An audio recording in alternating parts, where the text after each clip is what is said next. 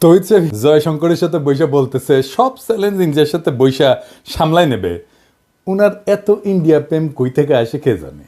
তৈরি সাহেবের হাত দেখেন দেখেছেন, আর জয়শঙ্করের হাত দেখেন, প্রভু আর ভৃত্যের হাত। আমার আগের ভিডিও দেখেছেন এটার ব্যাখ্যা দিদি, মনে আছে না? তৈরি সাহেবের হাত দেখে মনে হচ্ছে বিগলিত হয়ে গেছে একেবারে। ফরেন সার্ভিস নিয়ে এপিসোড রেডি করতে এ ছবি আসলো, দেখে মেজাজ খারাপ হয়ে গেছে। আসেন মূল আলাপে, এইরকম বিগলিত ছবি কেন দেখতে হয় তার ব্যাখ্যা পাবেন।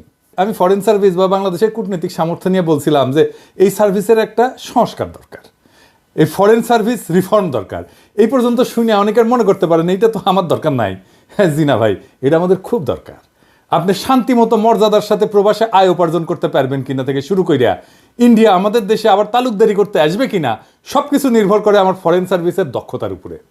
তাই এর সংস্কার আমাদের জন্য খুবই জরুরি। আমাদের দেশের প্রত্যেকটা খাত নিয়ে আমাদের জানা লাগবে। আপনার আমার টাকা কেন কোথায় খরচা হয়, কেমনে খরচা হইতেছে, কিভাবে খরচা হইতেছে, সেটা জানার আপনার পূর্ণ অধিকার আছে। আপনার কাছে যারা ভোট চাইবার আসবে তাদের থেকে বেশি জানা লাগবে আপনার, কারণ আপনি তাদের মালিক, ওরা আপনার চাকর। আপনি তাদের শেখাবেন দেশ কেমনে চালাইতে হয়, আপনার জানা লাগবে, কারণ দেশের মালিক আপনি। রাজনীতিবিদ আর আমলারা আপনার চাকরি করে, চাকরি।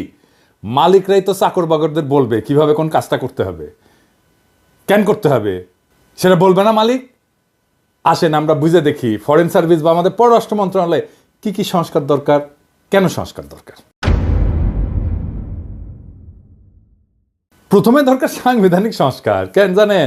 বাংলাদেশের সংবিধানের কূটনীতি আর আন্তর্জাতিক সম্পর্ক অংশে বলা আছে বিশ্বশান্তি প্রতিষ্ঠান নিরস্ত্রীকরণে ব্যাপক ভিত্তিক সমর্থন এবং আন্তর্জাতিক আইনের প্রতি শ্রদ্ধা ও সমর্থন। এটা কেন লেখা আছে জানেন? মানেটা কি? কেন এটা লেখা আছে? মানে কেন বিশ্বশান্তি প্রতিষ্ঠা নিরস্ত্রীকরণ বলা হয়েছিল? এটা ছিল ওই সময় স্নায়ুযুদ্ধ চলতেছিল একটা। পুঁজিবাদী আমেরিকা আর সমাজতান্ত্রিক সোভিয়েত ইউনিয়নের দুই পক্ষই যুদ্ধাস্ত্রে তাদের ভান্ডার ভর্তি ছিল। সারা দেশের দেশগুলো দুই দেশের অধীনের বলয়ে চলে গেছে। এক দল আমেরিকার বলয়, আর এক দল সোভিয়েত ইউনিয়নের বলয়। আর এক দল ছিল যারা না ঘরকা না ঘাটকা, মানে শ্যামও রাখতে মন চায়, কুলো রাখতে চায়। তার নাম দিল জোট নিরপেক্ষ রাষ্ট্র। কিন্তু আসলে সোভিয়েত বলয়, হাঙ্গেরি সিপিবি, পন্দের আলো, দিল্লি স্টার, বাঙ্গু সুশীলদের নাগাল আর কি। ওরা যা করে তাই যায় আওয়ামী লীগের পাতে।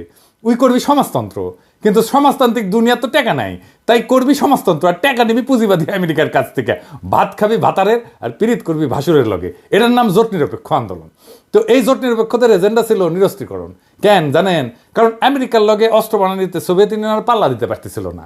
ওই সোভিয়েত ইউনিয়নের গোয়াত নাই সাম রাধাকৃষ্ণের নাম, তো অস্ত্র বানাবে গেলে চলবি, তাই ওই ফেও ধরিছে নিরস্ত্রীকরণের। ওটা ঢুকেছে সংবিধানের বাংলাদেশে। আপনার এটা এখন দরকার আছে। আমাদের তো এখন জাতীয় সামরিক শক্তির বৃদ্ধি দরকার। আঞ্চলিক সমস্যাগুলো বাড়তেছে। বিপ্লব পরবর্তী নতুন বাংলাদেশ গড়ে তোলার লক্ষ্যে সংবিধানের 25 অনুচ্ছেদকে আমূল পরিবর্তন করে যুগোপযোগী করতে হবে। সংবিধান সংস্কার কমিশন হয়েছিল, ওটি আলী রিয়াজ আছিলেন, আবার হাঙ্গেরে ফিরোজ আছিল। তো ক্যাঙ্কা পরামর্শ দিচ্ছে, বুঝতে পারছেন?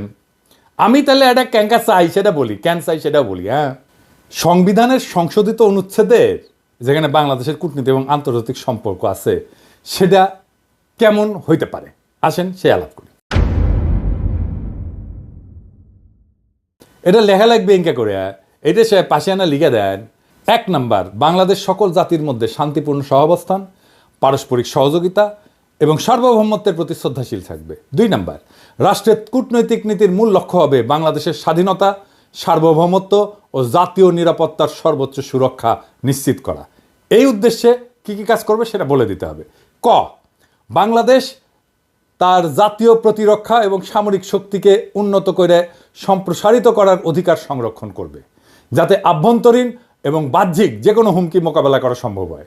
খ, বাংলাদেশ আঞ্চলিক নিরাপত্তা এবং প্রতিরক্ষা সহযোগিতার মাধ্যমে সমসাময়িক ভূ রাজনৈতিক চ্যালেঞ্জ মোকাবেলার জন্য সক্রিয় ভূমিকা পালন করবে। আন্তর্জাতিক আইন এবং কূটনৈতিক নীতির প্রতি শ্রদ্ধা রেখে বাংলাদেশ তার কৌশলগত অবস্থানকে শক্তিশালী করবে। গ, বাংলাদেশ কোনো পরাশক্তির আধিপত্যবাদী রাজনীতির যন্ত্র বা বলয়ে পরিণত হবে না, তবে রাষ্ট্রীয় স্বার্থের সুরক্ষায় কৌশলগত অংশীদারিত্ব গড়ে তুলতে পারবে। ঘ, বাংলাদেশ নিরস্ত্রীকরণ এবং বিশ্বশান্তির ধারণাকে সমর্থন করবে, তবে এটি জাতীয় নিরাপত্তা ও প্রতিরক্ষা সক্ষমতার সীমাবদ্ধতার কারণ হতে পারবে না।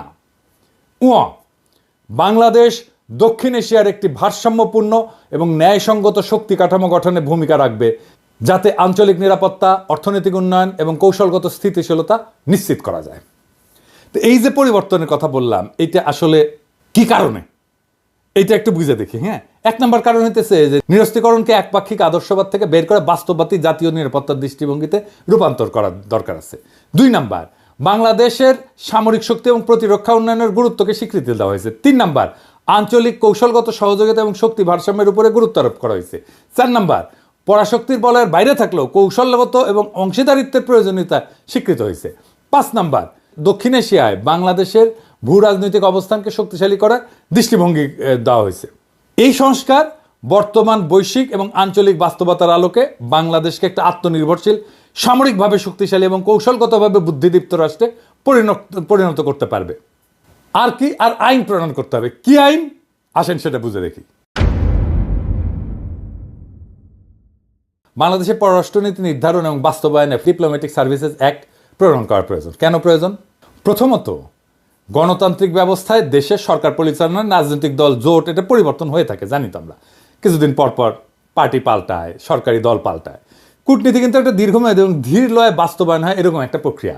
এতে অন্য রাষ্ট্রের স্বার্থ এবং ইচ্ছাকেও আমলে নিতে হয়। তাই সরকার পরিবর্তনের সাথে সাথে পররাষ্ট্রনীতির যদি আমূল পরিবর্তন হয়, তাহলে বিভিন্ন দেশের সাথে চলমান কূটনৈতিক প্রক্রিয়াগুলো থেমে যায়।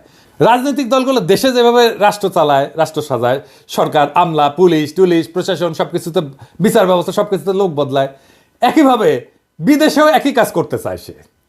বিদেশি কি করে, বিদেশের মিশনগুলোকে কাজে লাগায় সরকারের যেটা দলীয় আদর্শ সেটা প্রচারের জন্য। এই আওয়ামী লীগের বিগত 15-16 বছরে বাংলাদেশের পররাষ্ট্রনীতির অন্যতম প্রধান লক্ষ্য ছিল হাসিনা, তার বাপ, তার দলকে মহিমান্বিত করা এবং ভারতের কাছে জনগণের স্বার্থ বিকায় দিয়া শেখ হাসিনার গদিকে সুসংহত করা। এই কাজ করতে যে আমাদের কূটনীতি স্বৈরাচারের প্রোপাগান্ডা মেশিনারি হিসেবে বিনা ভোটের নির্বাচন, নিশি ভোটের নির্বাচন, বিরোধী রাজনীতিক সহ সাধারণ মানুষকে হত্যা, গুম, সাজানো মামলায় গ্রেপ্তার করা, শ্রমিকের ন্যায্য অধিকার হরণ, সংবাদপত্র মিডিয়ার টুটি চাইপা ধরা, ডিজিটাল সিকিউরিটি অ্যাক্ট সহ হাসিনার সমস্ত গণবিরোধী, মানবতা বিরোধী অপরাধের ছাপাই গিয়ে গেছে 15 বছর ধরে এই আমাদের কূটনৈতিক সার্ভিস। বাংলাদেশের পররাষ্ট্রনীতি যেন আর কোনো শাসকের, জালেমের, ফ্যাসিবাদী শক্তির মুখপাত্রে পরিণত হইতে না পারে, এই জন্য অতি শীঘ্রই বাংলাদেশ ডিপ্লোম্যাটিক সার্ভিসেস অ্যাক্ট প্রণয়ন করা প্রয়োজন। এই আইন না হইলে বাংলাদেশের পররাষ্ট্র সার্ভিসকে আবারও কোনো না কোনো ফ্যাসিবাদী শক্তির মাউথপিস হিসেবে ব্যবহার করার চেষ্টা চালাবে নিশ্চিত, এবং করেও ফেলবে। এই আইনের কোন অংশে কি কি থাকবে এটা একটু বুঝে দেখি। প্রথম অংশে থাকবে পররাষ্ট্রনীতির লক্ষ্য, অভিষ্ট এবং মৌলিক নীতিমালাগুলো। দ্বিতীয় অংশে থাকবে বাংলাদেশের কূটনীতির আইনি কাঠামো কীরকম হবে। আইনটার তৃতীয় অংশে বাংলাদেশের কূটনৈতিক কাঠামো, নাগরিকদের কি কি সেবা প্রদান করবে। আইনটার চতুর্থ অংশে কি থাকবে, কূটনীতিকদের নিয়োগ, পদমর্যাদা, প্রশিক্ষণ, পদোন্নতি, বিশেষ বোর্ড, বেতন ভাতা, এগুলোর জন্য বিশেষ বোর্ড, বিদেশে নতুন মিশনের স্থাপনের প্রক্রিয়া সহজীকরণ, পৃথক উইং বন্ধ কইরা মিশনে কর্মরত পেশাদার কূটনীতিক এবং অপেশাদার জনবল, তাদের পদায়ন পররাষ্ট্র মন্ত্রণালয়ে করা সহ নানা প্রশাসনিক বিষয়াদি থাকবে। এই বিষয়টা আমি পরে আবার আলাপ করব। আমি আইনের লোক না, কিন্তু তাও যদি আমাকে কয় আমি এনে ড্রাফট করে দিলাম ইনি, লাগলি কইেন মেলা তো বেকার খাইটলাম, এটাও এনে খাইটা দিলাম ইনি। এবার আসেন মিশনের সংখ্যা নিয়ে কথা বলি। 2025 সালে বাংলাদেশ বিশ্বের 35তম বৃহত্তম অর্থনীতির দেশে পরিণত হবে, মাশাআল্লাহ। জাতিসংঘের তথ্য মতে 23 সালে জনসংখ্যার বিচারে বাংলাদেশ বিশ্বের 8ম বৃহত্তম দেশ। আমাদেরও বিশ্বের 8ম বৃহত্তম অর্থনীতি হওয়া উচিত। ইংরেজিতে তো কছে, তো ইংরেজি যখন কছে তখন ঠিকই কছে, কিন্তু বাংলাদেশের কূটনৈতিক র্যাঙ্কিং কত? এই যে LOWY ইনস্টিটিউট গ্লোবাল ডিপ্লোমেসি ইন্ডেক্সে এই কূটনৈতিক শক্তিমত্তার র্যাঙ্কিং করে, এখানে বাংলাদেশ বিশ্বের 46তম দেশ এই র্যাঙ্কিংয়ে। আপনি 8ম বৃহত্তম জনসংখ্যার দেশ, আপনার 35তম অর্থনীতির দেশ, আর কূটনৈতিক শক্তিতে 46 নাম্বার। এটা হইল 3 দিকে আধিপত্যবাদী ভারত পরিবেষ্টিত চীনের মতো বৃহৎ শক্তির পাশে অবস্থিত দেশের কূটনৈতিক প্রয়োজনের বিচারে এটা কোনো শক্তি? আপনার অবস্থা ক্যাঙ্কা হবে জানেন? গরিবের সুন্দরী বউয়ের মতো, সবার ভাবি হবেন। তাই হয়েছে, হাসিনা সরকার তো ইন্ডিয়াকে পাশে বেঁধে দিত, সেটা তো জানে নিজের নেই।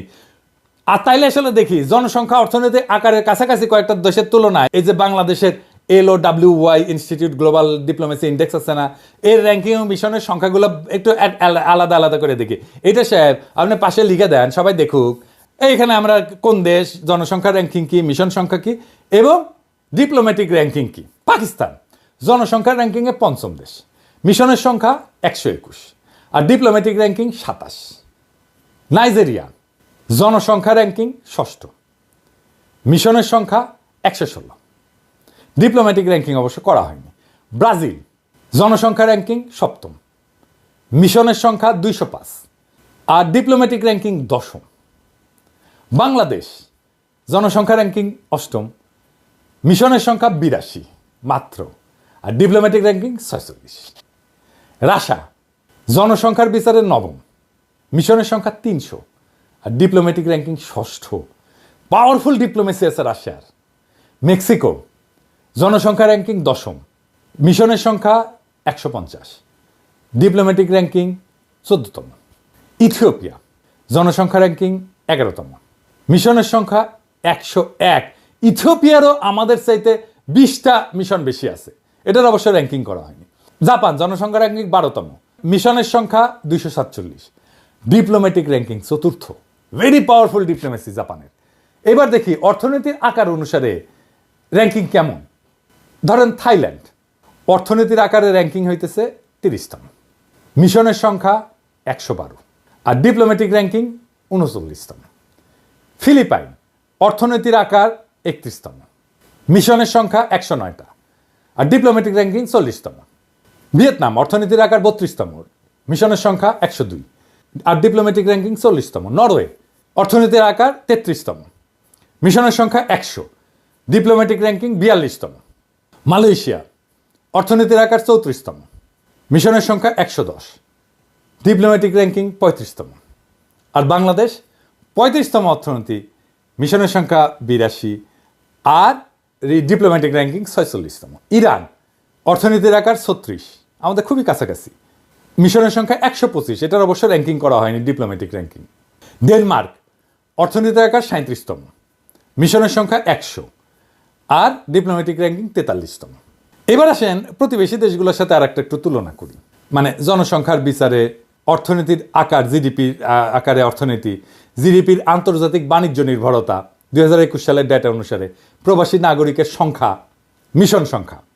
পাকিস্তান মোট জনসংখ্যা 24 কোটি, অর্থনৈতিক আকার জিডিপি 292 বিলিয়ন মার্কিন ডলার আর জিডিপির আন্তর্জাতিক বাণিজ্য নির্ভরতা 25.8%। প্রবাসী নাগরিকের সংখ্যা 76 লক্ষ, মিশন সংখ্যা 121, আমরা আগে দেখছি। ভারতের মোট জনসংখ্যা 140 কোটি প্রায়, অর্থনীতির আকার জিডিপি 2850 বিলিয়ন মার্কিন ডলার, জিডিপির আন্তর্জাতিক বাণিজ্য নির্ভরতা 37.9%। প্রবাসী নাগরিকের সংখ্যা 1,80,00,000, মিশন সংখ্যা 202। বাংলাদেশের মোট জনসংখ্যা আমরা জানি যে প্রায় 17 কোটি, আমাদের অর্থনীতি আকার 446 বিলিয়ন মার্কিন ডলার, জিডিপির আন্তর্জাতিক বাণিজ্য নির্ভরতা অনেক বেশি 35.3%। প্রবাসী নাগরিকের সংখ্যা 74 লক্ষ, মিশন সংখ্যা 82। পাকিস্তানের ইকোনমি আমার প্রায় অর্ধেক, তাও তার মিশনের সংখ্যা আমাদের 1.5 গুণ। জনসংখ্যা এবং অর্থনৈতিক গুরুত্ব এবং প্রয়োজনীয়তা বিবেচনায় 2025 সালের মধ্যেই বাংলাদেশে বৈদেশিক মিশনের সংখ্যা 120টাতে উন্নীত করা জরুরি।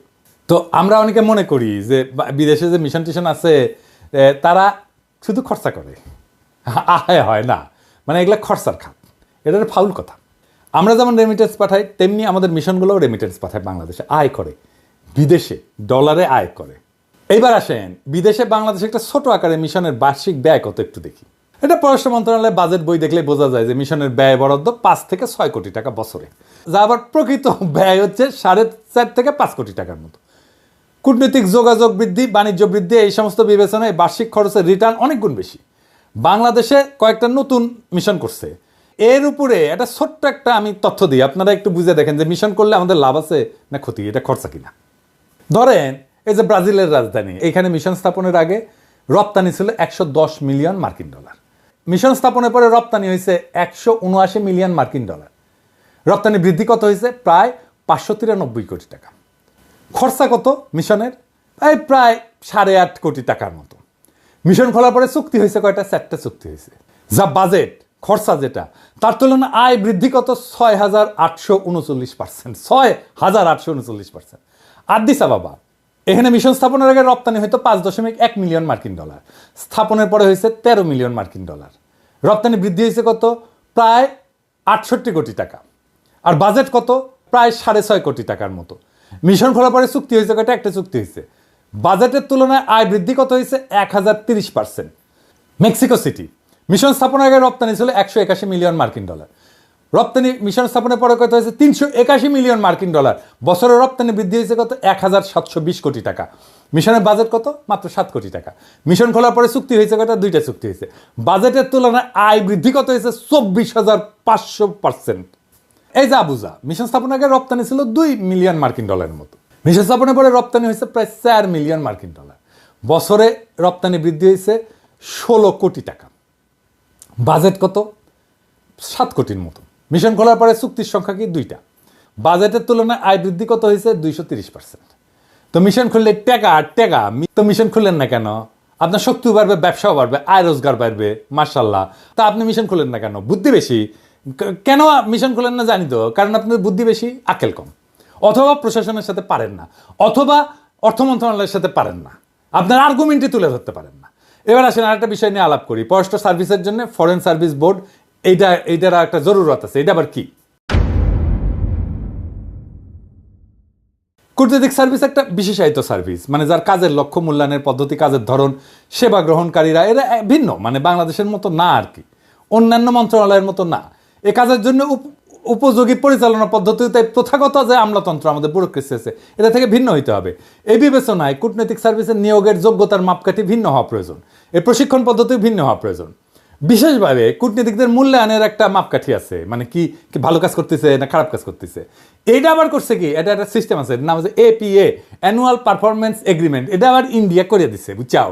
এটা দিয়ে আমাদের কূটনীতিকদের দক্ষতা মাপে। হ্যাঁ, এটা ইন্ডিয়া ব্যানে দিছিল। এটা কি, এটা একটা বুঝে দেখি এই APA এটা কি আর এটা কেমনে কাজ করে। এটা হইলো একটা প্রশাসনিক দলিল আর কি। এটা মূলত সরকারি সংস্থাগুলো মানে কাজ কি কি করছে এটা মূল্যায়নের জন্য ব্যবহার করা হয়। বাংলাদেশে এটা সরকারি প্রতিষ্ঠানের কার্যকারিতা মূল্যায়ন, জবাবদিহিতা বৃদ্ধি এবং দক্ষতা উন্নয়নের লক্ষ্যে প্রণয়ন করা হয়েছে বলে বলা হয়েছে।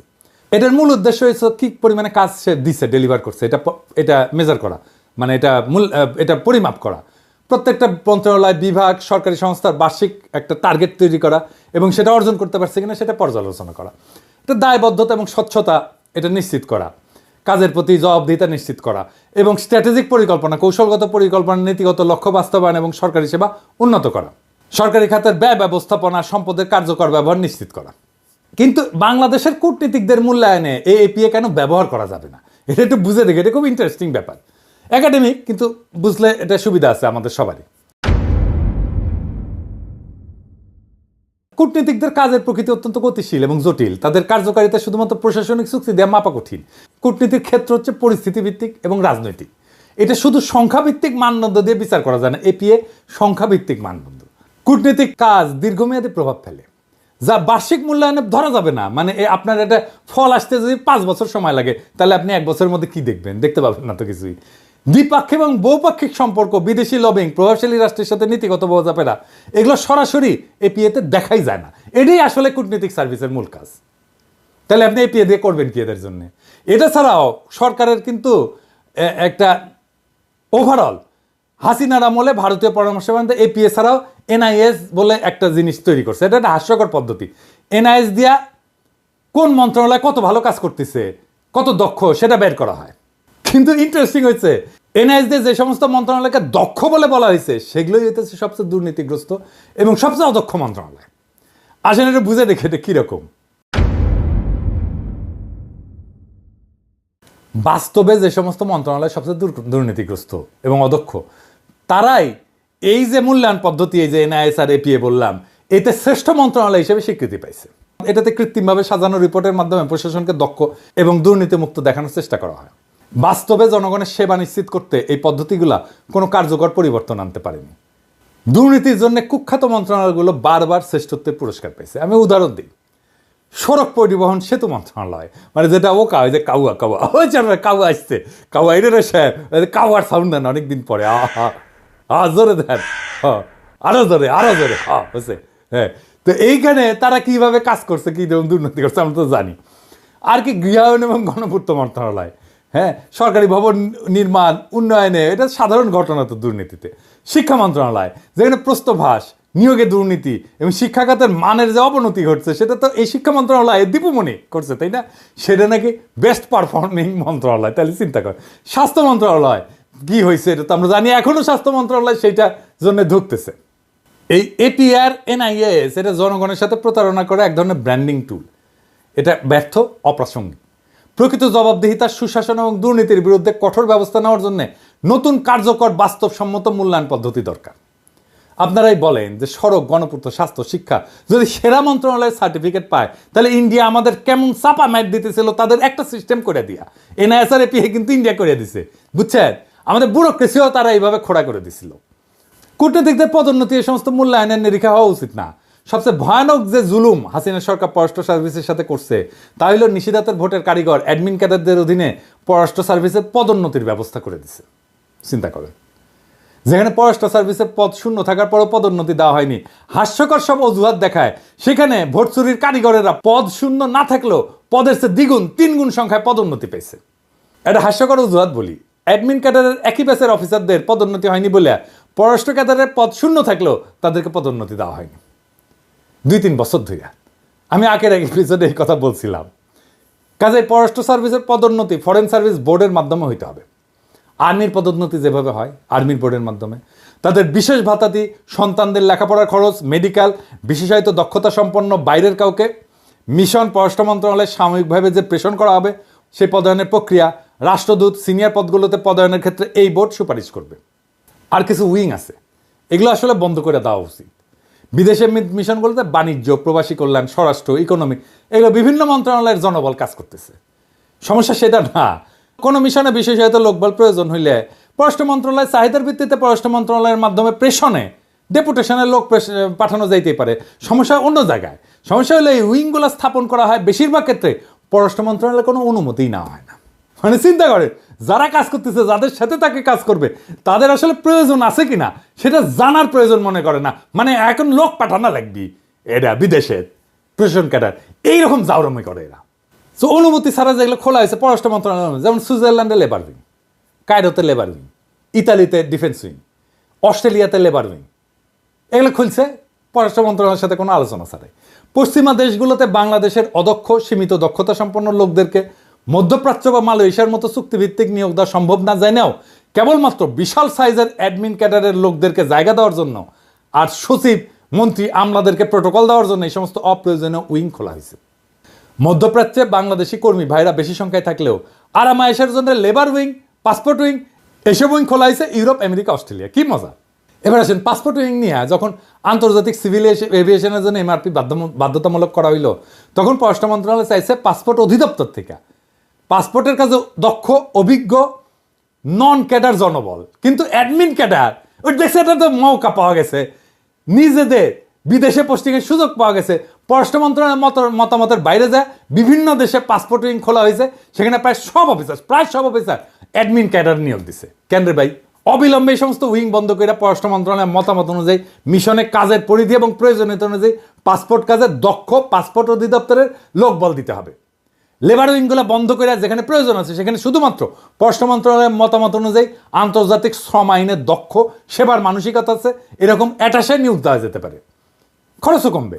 এবার আসেন উইঙ্গার সাংগঠনিক নিজেদের জন্য মজার কি ব্যবস্থা করে নিয়েছে প্রশাসন ক্যাডার। প্রত্যেকটা উইংয়ের জন্য আছে আলাদা গাড়ি, আলাদা ড্রাইভার, আলাদা ব্যক্তিগত কর্মকর্তা, আলাদা অফিস। এগুলা স্ব মন্ত্রণালয়ের আন্ডারে পৃথক বাজেট। এই জন্য মিশনের মধ্যে আর একটা আলাদা অফিস, অনেকগুলো মিশন। এই সমস্ত কর্মকর্তাদের এসিআর, কাউন্টার সাইন বা প্রতি স্বাক্ষর করে স্ব মন্ত্রণালয়ের সচিব। বাংলাদেশের সমগ্র বৈদেশিক সম্পর্ক দেখার দায়িত্ব যাদের, তাদেরকে বাইপাস কইরা ওই সমস্ত সচিব সরাসরি কাজ করে তাদের উইংয়ের সাথে। এটা কোনো কথা? কেমন করে কাজ করছে বাংলাদেশের পররাষ্ট্র দপ্তর এবং কেমন ভালসুন পররাষ্ট্রমন্ত্রী ছিল সবসময়। দেশের কূটনৈতিক প্রয়োজনে পররাষ্ট্র ক্যাডারের বাইরে বিশেষায়িত লোকজন প্রয়োজন। এই প্রয়োজন একটা মিশনের মধ্যে আরো কতকগুলো স্বতন্ত্র প্রশাসনিক সাংগঠনিক কাঠামো গঠন করে কেন করতে হবে রে ভাই? কেন প্রশাসন ক্যাডারের জুনিয়র কর্মকর্তারা বিদেশে গাড়ি বিলাস করবে? দেশে যেভাবে লয় লস্কর সহ আরামাইশে থাকে, সেভাবে বিদেশেও বউ বাচ্চার প্রয়োজনে গাড়ির ব্যয় কেন দেশের গরিব মানুষ দেবে? আর মজা হইল, দেশে যে বিশেষভাবে গাড়ির মালিক হয়ে যায়, তার সেই গাড়ির জন্য আবার বিদেশে বসেও রক্ষণাবেক্ষণ বাবদ টাকা তোলে, বুঝছাও। একদিকে দেশে গাড়ি উবারে দেয় অথবা আত্মীয় স্বজনের কাছে বর্গা দেয়, আবার বিদেশের সরকারি খরচে গাড়ি হাঁকায়, দেশের ভাড়াঘাটা গাড়ির ব্যয় বাবদ তোলে, আবার রাতের ভোটের কারিগরদের খুশি করার জন্য কি ব্যবস্থাই না করছে হাসিনা। আমাদের সুনির্দিষ্ট প্রস্তাব হইল বৈদেশিক সম্পর্কের পুরোটার দায় দায়িত্ব পররাষ্ট্র মন্ত্রণালয়কে দিতে হবে। এটা খুবই ন্যায্য চাওয়া। মিশন হবে একটা মাত্র প্রশাসনিক ইউনিট, সেখানে কূটনৈতিক ছাড়াও বিশেষায়িত দক্ষতা সম্পন্ন অ্যাটাশে থাকবে। অন্য সার্ভিস হলে প্রেশনের মাধ্যমে, ডেপুটেশনের মাধ্যমে পররাষ্ট্র মন্ত্রণালয়ে চাকরি স্থানান্তর কইরা, আর সার্ভিসের বাইরের লোক হইলা পররাষ্ট্র মন্ত্রণালয়ে প্রয়োজন সাপেক্ষে চুক্তিভিত্তিক নিয়োগ দেবে। কিন্তু বিশেষায়িত এই সমস্ত নিয়োগ পুরোটাই হবে অস্থায়ী ভিত্তিতে, প্রয়োজনীয়তা এবং দক্ষতার বিচারে। কোনো উইং থাকতে পারবে না। মিশন হবে একক ইউনিট। ফিল্ডে যেভাবে ক্যাডার দ্বন্দ্ব ক্যাজাল ইগল লড়াই লাগায়, সেইটা আবার মিশনে হইতে দেওয়া যাবে না। এমনিতে এই মিশনের লোক বল কম, তাও যদি এই সমস্ত ফালতু কাজে ব্যস্ত থাকে তাহলে কাজ কিভাবে হবে? তাই এই উইং প্রথা বন্ধ করে দিতে হবে মেহরবানি করে, আজই এখনই। মিশনে বিশেষায়িত দক্ষতার লোকজন অ্যাটাশে হিসাবে আসবেন, কিন্তু তা আসবেন পররাষ্ট্র মন্ত্রণালয়ের মাধ্যমে। তাদের জন্য মিশনের ভেতরে আরও কতগুলো মিশন খোলার দরকার নাই। আমি এটা নিয়ে আগের এপিসোডে বলছি, এতে সরকারের খরচা কমবে, আর যেই অফিসার যেই দপ্তরে কাজ করছে তারই তো আনবো উইংয়ে, তাই না? অ্যাটাশে করে প্রশাসন ক্যাডারের একজনকে পাসপোর্ট উইংয়ে দিলাম, যে কোনোদিন পাসপোর্ট নিয়ে কাজই করে নাই, ভবিষ্যতেও করবে না, তবে তার 2 বছর ইউরোপে পাসপোর্টের দায়িত্ব দিয়ে রেখে তারপরে দেশে গিয়ে তুলা উন্নয়ন বোর্ডের পরিচালক বানিয়ে দিলাম। এটা কোনো কাজ হইল? প্রশাসন ক্যাডারকে বলবো আপনাদের লোকগুলোকে উইথড্র করেন, সসম্মানে ফেরত নিয়ে যান, গাড় পেলি কইরেন না, বুঝছাও। হ্যাঁ, আমরা গেলে এমবেসিতে যাই ঘাট ধাক্কা দিয়ে বের করে দিতে পারি, সেই সামর্থ্য আছে আমাদের। প্যারিসে থেকে যদি 32 নম্বর জয় বাংলা করে দেওয়া যায়, তাহলে এমবেসি থেকে 2-1জনকে ঘাট ধাক্কা দিয়ে বের করে দেওয়া যাবে। সবাইকে দিতে হবে না, 2-1টা জায়গায় স্যাম্পল দেখালে আপনারা সাইজ হয়ে যাবেন। ভালোভাবে বললাম তো, কিন্তু হয় কি, অনেকে বলে যে আমি উগ্রতা ছড়াই, কিন্তু আপনারা তো ভালোভাবে বললে শুনেন না রে ভাই, বাধ্য করেন তো উগ্র হইতে। তো আমরা যুক্তি দিয়ে বুঝান যে কেন এদেরকে রাখা দরকার, নয়তো প্রত্যাহার করেন, সিম্পল হিসাব করে ফেলবেন, গাড়পেলি করবেন, সাইজ করে দিব কলে। আসেন এবারে অডিট নিয়ে কথা বলি, অডিট দিয়ে মিশনের পারফরমেন্স মূল্যায়ন করার কথা বলি। মিশনগুলোতে 2 বছরের একবার অডিট করার জন্য 2 জন অফিসার 14 দিন করে সরকারের টিএডিএ নিয়ে সফর করে। অথচ মিশনগুলোর গড় ব্যয় হইতেছে বছরে 5 কোটি, যার 60% বেতন ভাতা, যার অডিট সফর করে করার কিছু নাই। বেতন ভাতা তো আগে থেকে ঠিক করা থাকে, তাই না? আর এটা তো বেতন ভাতা সে নিজে তোলে না, আপনারা পেটে দেন তার অ্যাকাউন্টে, তাই না? মিশনে অডিটে যাওয়ার জন্য অডিট অফিসের যে আগ্রহ, তার সবার সরকারের যদি সব সেক্টরে থাকলে হইনি, তাহলে এত তো দুর্নীতি হইলে না নি। এটা হইতেছে ফরেন ট্রিপ, একটা 14 দিনের মুফতে একটা ফরেন ট্রিপ। এর চেয়ে গুরুত্বপূর্ণ হইল যে 2% থেকে 5% নিয়ে তো বিল পাস করেন, তাই না? এটা তো আমরা জানি, তাই না? এটা তো সিস্টেম। এটা বন্ধ করেন, দেশের মানুষের মাথার উপর থেকে এই টাকার ভারটা তো কমতো, তাই না? এই ঘুষ নীতির ব্যয়ের বোঝার ভারটা তো কমতো, কিন্তু করেন তো আপনারা। পার্সেন্ট নিয়ে তো বিল ঠিকই দেন, তো তখন অডিট করা লাগে না, ওইটা থামলাম। আপনাদের এই 5-6 কোটি টাকার ব্যয়ের অডিট নিয়ে, যার বেশিরভাগই হইতেছে বেতন ভাতা, সেটা নিয়ে আপনাদের কুরকুরানি দেখলে মেজাজ কলে খারাপ হয়ে যায়। মিশনগুলোতে অডিট আপত্তি হয়, এবং আর আপত্তি হয় কি জানেন? আপত্তি হয় কি, সেটা মজার একটা ব্যাপার, আর কত কমু আর কি। এটা হইতেছে দেশের যে প্রকিউরমেন্ট রুলস আছে, এটা আবার এদেশে এসে পালন করতে হয়, এই আইন আছে। এটা আইন না থাকলে আপত্তি দেয়। আমি তো ফ্রান্সে থাকি, ফ্রান্সে কোনো পণ্য সেবা এটা কেনার জন্যে কোটেশন আনতে হলে টাকা দিতে হয়, আবার কোটেশন না থাকলে অডিটে আপত্তি করতে হয়। তা মাইশন কই যাবে? এটা বাংলাদেশের মতো না, চাইলে কোটেশন দিয়ে দিবে, তা তো না, টাকা দিবেন, কোটেশন দিবে, তো মিশন যাবে কই? ধরেন এক এক দেশের স্কুলের একটা মিনিমাম এজ এক এক রকম আছে না, কিন্তু দেশ থেকে নিয়ম করে দেওয়া হয়েছে যে 6 বছর না হইলে টিউশন ফি সরকারি খাত থেকে নেওয়া যাবে না। এখন ধরেন যেই দেশে 5 বছরে স্কুলে যাওয়া বাধ্যতামূলক, যেই দেশে, সেই দেশে কি করবে কূটনীতিকের বাচ্চারা? না পড়ে বসে রাখবে ঘরে? অনেক উন্নত দেশেই সরকারের যে টাকা, সেই টাকা দিয়ে 2 বাচ্চা পড়ানো যায় না, বাধ্য হয়ে তার বাচ্চাকে ওই দেশের স্থানীয় ভাষায় স্কুলে পড়াইতে হয়। 2 বছরের জন্য একজন ধরেন ফ্রান্সে আসছে, তোর বাচ্চাকে ফ্রেঞ্চ স্কুলে পড়াবে, ওর তো ল্যাঙ্গুয়েজ শিখতেই 2 বছর লাগবে রে ভাই। তো কূটনীতিকদের সন্তানেরা যে ইংলিশ মিডিয়ামে পড়তে হয়, এটা তো বিলাসিতা না, এটা তো নেহায়েত প্রয়োজন। আপনি বাচ্চাদের কথা চিন্তা করবেন না, তো জীবন ধ্বংস হয়ে যাবে তোরে ভাই।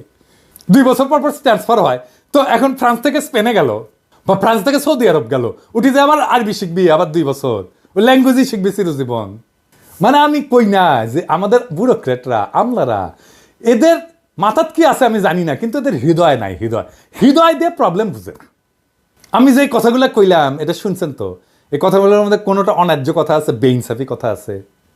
আর কি মিশনের পারফরমেন্স মূল্যায়নের সুনির্দিষ্ট মানদণ্ড করা জরুরি। এটা না হলে জাতিসংঘ মিশন, লন্ডন মিশন, ওয়াশিংটন সহ যে সমস্ত মিশন সবসময় লাইমলাইটে থাকে, শুধু সেইগুলোকে ভালো মিশন বিবেচনা করার প্রথা বন্ধ হবে না তো? আর এসব লাইমলাইটে থাকা মিশনগুলো যাওয়ার জন্য তদবিরও বন্ধ হবে না। আর একটা কি, বিভিন্নমুখী যে সহযোগিতার খাত, এটা প্রকৃত অর্থে সম্প্রসারণ করা প্রয়োজন। কূটনীতির মোদ্দা কথা হইল স্ট্র্যাটেজিক এনগেজমেন্ট। বাংলাদেশের পররাষ্ট্রনীতিকে ভারতমুখিতার বাইরে নিতে হইলে সবার আগে প্রয়োজন সব গুরুত্বপূর্ণ দেশের সাথে বহুমুখী এনগেজমেন্ট, বহুমুখী সম্পর্ক। অর্থনীতির বিভিন্ন ক্ষেত্রে, শিল্প, সংস্কৃতি সহ সম্ভাব্য সকল ক্ষেত্রে সরকার টু সরকার engagement, people to people engagement, বিভিন্ন বেসরকারি প্রতিষ্ঠানের এনগেজমেন্ট, এইগুলো করতে হবে। তাহলে বিপ্লব পরবর্তী নতুন বাংলাদেশের জন্য উপযুক্ত পররাষ্ট্রনীতি বাস্তবায়ন সম্ভব হবে। বিভিন্ন শক্তি কেন্দ্রের সাথে বহুমুখী সম্পর্কে এনগেজমেন্ট বাড়লেই বাংলাদেশের উপর থেকে ভারতীয় আধিপত্য খতম হবে। আর কোনোদিন হাসিনার মতো কোনো সরকার বাংলাদেশকে ভারতের গোলামে পরিণত করতে পারবে না। প্রধান উপদেষ্টা এবং পররাষ্ট্র উপদেষ্টা এগুলো অতি দ্রুত বুঝলে ভালো। তো আমরা তো অনেক কিছু বললাম, বিশ্লেষণ করলাম, সমস্যাগুলো দেখাইলাম, সমাধান দিকগুলো তুলে ধরলাম, কিন্তু কথা শুধু বোঝার মধ্যে থেমে থাকলে তো হবে না, কিছু বদলাবে না। সত্যিকারের পরিবর্তন আসে যখন আমরা সচেতন হই, সক্রিয় হয়ে দায়িত্ব নিয়ে কাজ করি। আপনার, আমাদের প্রত্যেকের ভূমিকা আছে। এই দেশ তো আমাদেরই, তাই না? এই রাষ্ট্র আমাদের, এর ভবিষ্যৎও আমাদের। কেবল অভিযোগ করে থেমে থাকলে তো কিছু বদলাবে না। আমাদের জানতে হবে, বুঝতে হবে, প্রশ্ন করতে হবে, আর প্রয়োজনে দৃঢ়ভাবে দাবি তুলতে হবে। একটা শক্তিশালী পররাষ্ট্রনীতি, দক্ষ কূটনৈতিক সার্ভিস আর ন্যায়ভিত্তিক প্রশাসন গড়ে তোলার লড়াই শুধু কোনো একক ব্যক্তির দায়িত্ব না, এটা পুরো জাতির সংগ্রাম। এই জন্যে আমরা এই সংগ্রামের পথে নামছি এবং সবাইকে বুঝাই। আসেন সবাই মিলে একটা আত্মনির্ভরশীল, সম্মানজনক, শক্তিশালী বাংলাদেশ গড়ে তুলি। ইনকিলাব জিন্দাবাদ।